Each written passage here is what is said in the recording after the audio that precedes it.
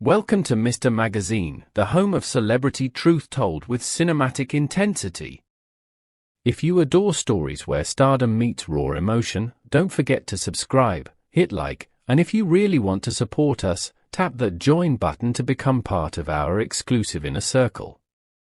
Because today, we are traveling straight to Rome, not for ruins or romance, but for a night when glamour cracked open and exposed the trembling heart of one of Turkey's brightest stars, Yaman.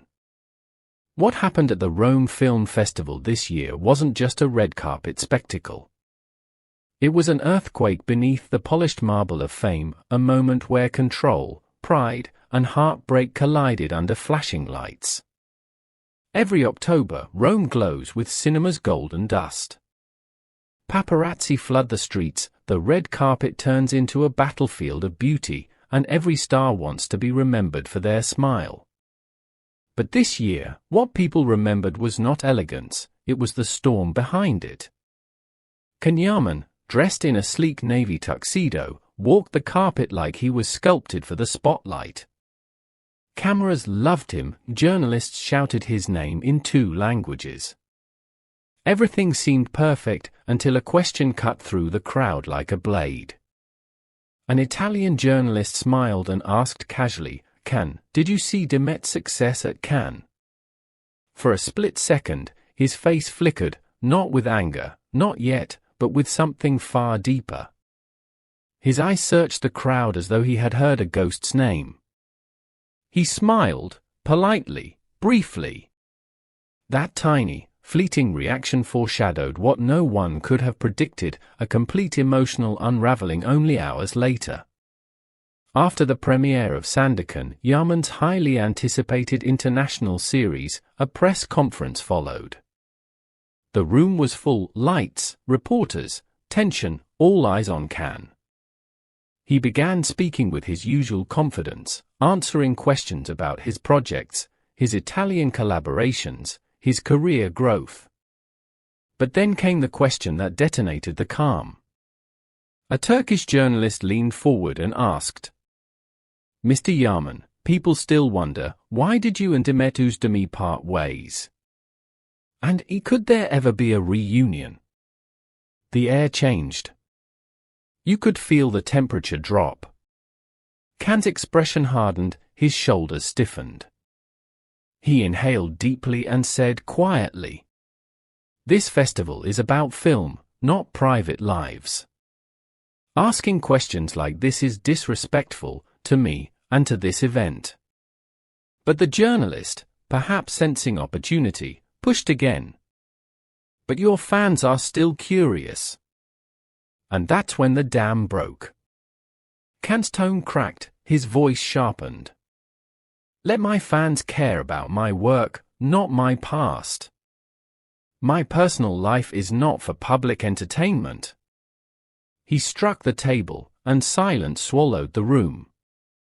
The cameras kept rolling, hungry and merciless. Then came a sentence that would echo across continents. "How can anyone build their future if others keep dragging their past behind them? Then they're still living in the past, I'm not." He dropped the microphone, stood up, and walked out, leaving behind a silence thicker than applause. Italian morning shows picked up the story immediately. On Domenica In, a presenter remarked, "This wasn't arrogance. It was an emotional implosion, a man cracking under the pressure of image and memory." Rome, a city built on drama, had found its newest tragedy. By the next morning, Turkish media headlines exploded. Every outlet dissected his words, his expressions, even the slight tremor in his voice. Then came Demet Özdemir's subtle yet powerful response. "I don't want to talk about this anymore. I wish Can success in his future projects." Simple, polite, but its restraint spoke volumes. Meanwhile, Can's current girlfriend Sarah Bloomer posted a cryptic Instagram story only hours later.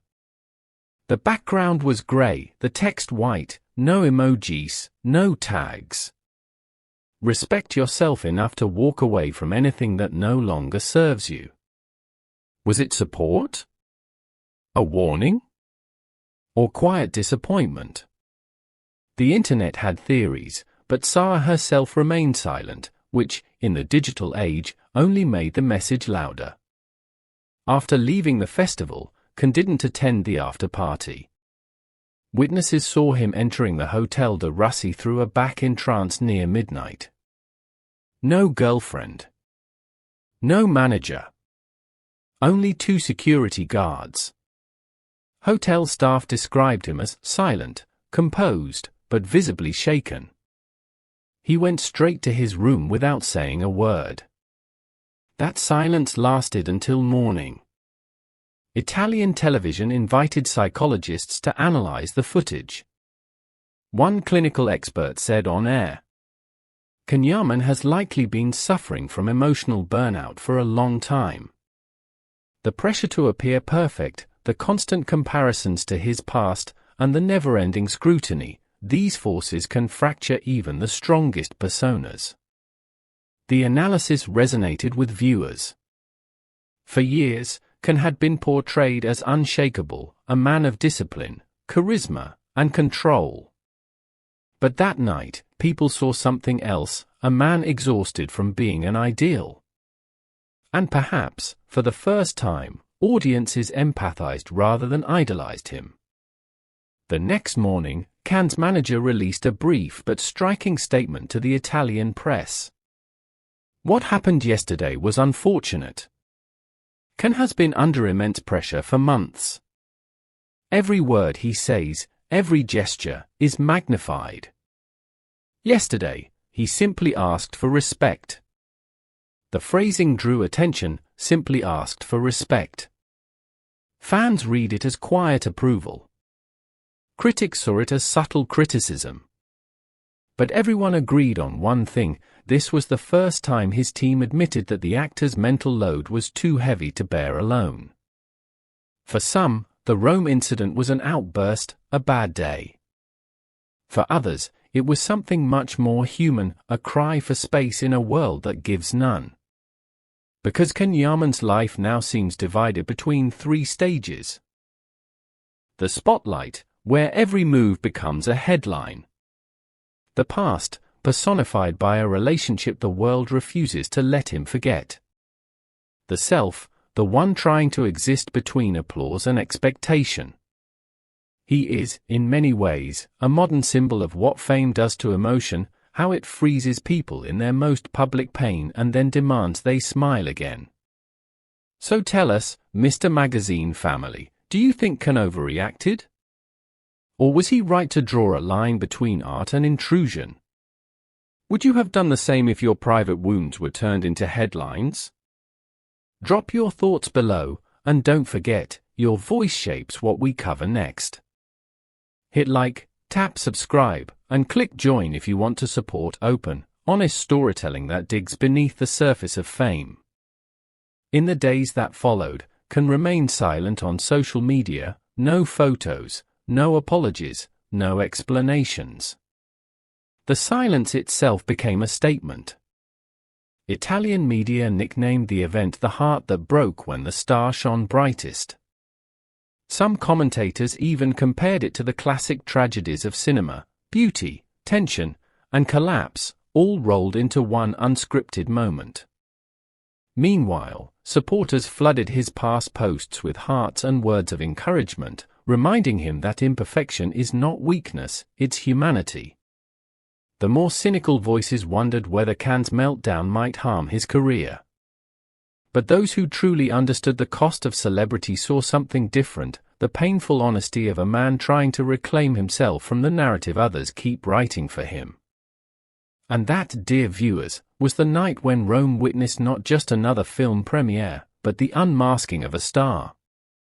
Yaman's emotional breakdown reminded us all that fame doesn't shield the heart, sometimes it exposes it more. What do you think? Was this anger, heartbreak, or simply a plea for dignity? Share your take in the comments, And if you value stories that reveal the human behind the celebrity, make sure you subscribe to Mr. Magazine. Smash like, hit join to support our independent reporting, and stay tuned, because the truth behind the glitter never sleeps.